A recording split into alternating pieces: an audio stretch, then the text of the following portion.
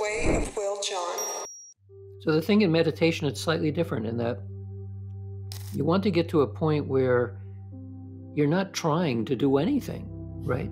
So if you think about the act of concentrating, that requires a certain amount of effort because it's not easy to pull down your concentration and focus on one thing.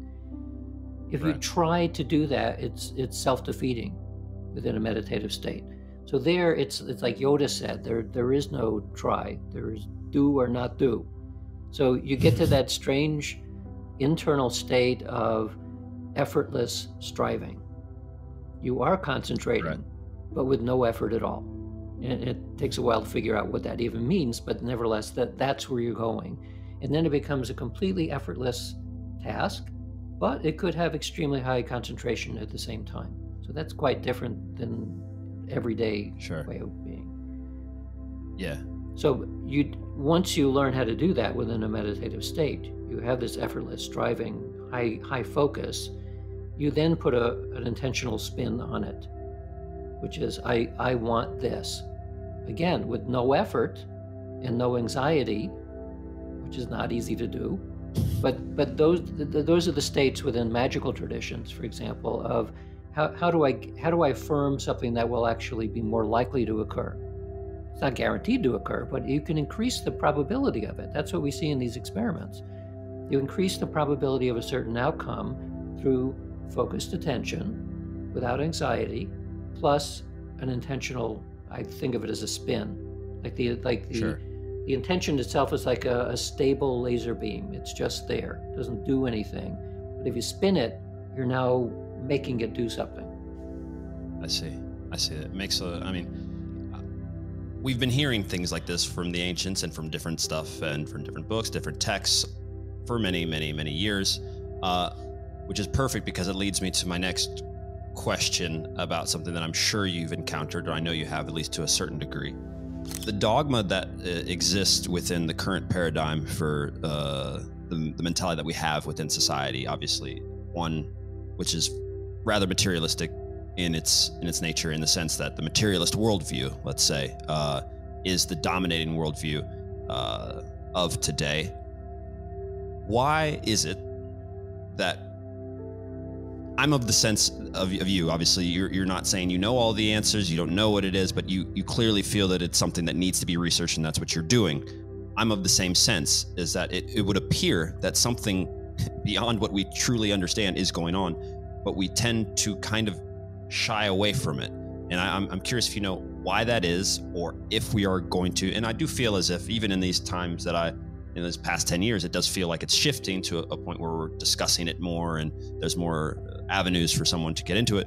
But I'm curious if you know, are we going to get to the point where we are openly speaking about this as if, and it's very possible that governments and obviously, their classified programs, they are acting as if it's a norm, if it's normal, and possibly it was for you in the remote viewing world where this is a fact, and it's not a fact for the majority of the world. I think we have a tendency to say, yeah, that could be something, but I would imagine our world would entirely change and flip upside down if everyone had a true understanding of what the mind is capable of doing, even on a small, infinitesimally small level, what that means and how you can affect your world and what you can do and what sort of technology we might even try to create to amplify, which is going to be another one of my questions. But I'll stick with the dogma question first before I go into, is there a way to amplify this with technology, and have we done so?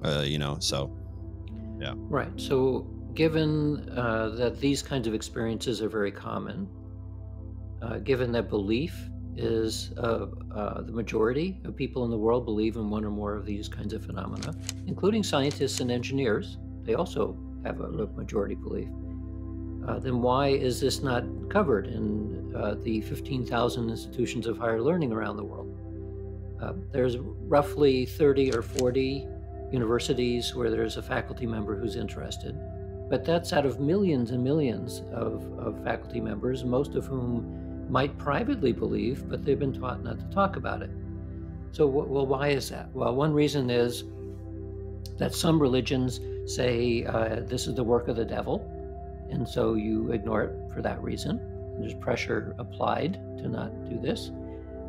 Other religions say this is great.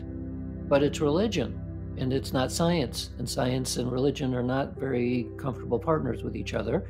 So in the academic world, generally, even people who are historians of religion or scholars of religion, they would never, almost never, some do, but most would not talk about the religious psychic events that happen. Like the Bible is a listing, it's a taxonomy of different kinds of psychic things. Very few would be willing to say this was actually real. This is how it really worked. Even today, scholars of ancient yogic practices would look at Patanjali's Yoga Sutras and say, oh, well, no, he wasn't really talking about real telepathy and real precognition. He was talking about it in a metaphorical or an allegorical state because nobody believes in that stuff. Well, that comes about because of the prevailing idea, the worldview held by most educated people in the world today, which is materialism, which is extremely successful as a way of understanding reality. I mean, it says that everything is based on matter and energy, including your brain, including your mind, including consciousness itself. So if that is true, if that's all there is, it's just material, and at the bottom it's randomness, and there's no meaning or purpose for anything, then these kinds of phenomena that we're talking about are impossible, literally. It cannot occur. That's what people are taught. Like anyone who considers themselves educated today goes through school for 20 years, and then maybe they go on to higher education, and that's what they're taught continually, not usually by saying it in this way. They're taught this principle or a way of viewing reality, and it's very difficult for people to argue against it, except for their own experience, and that doesn't count. So we end up with this worldview, and we've gone through many worldviews in history. This one's particularly powerful because it gives us the technologies that tell us that obviously these things work, right? We couldn't do this interview unless it worked. Sure. So what I try to then paint as a picture of what amounts to the philosophy of science, without calling it that, because that would scare people away. The philosophy of science is, and like any philosophy, is about the assumptions underlying a way of viewing reality. Within the academic world today, the assumption is that consciousness, we don't really know what it is, but it's probably something produced by the brain, in which case it's completely limited to your ordinary senses. Our view of reality is produced by local senses in your body. That makes telepathy and clairvoyance and all the rest not possible. But since we know that it is possible, it means that some elements of our worldview today, based on materialism, are simply wrong. And so the reason why I wrote the book Supernormal and then wrote the book Real Magic was to look at other worldviews that have been around for tens of thousands of years. We call them esoteric now, as compared to materialism. And within the esoteric worldviews, all of these phenomena we're talking about now are easy to understand. Normal. Because that's the way the world is. So I think what's happening is science as a method is really powerful, and it's slowly moving in the direction of saying, oh, well, okay, the world is not the way that Newton was describing. It's not even the way that we understood at the beginning of the 20th century. But over the course from the 20th, over that 100-year period, our understanding of what material meant radically changed, as did our understanding of space and time and all of these very fundamental things. They're totally different than they were 100 years ago. And more importantly, they're different in the direction that make them more and more compatible with the experiences that we're talking about.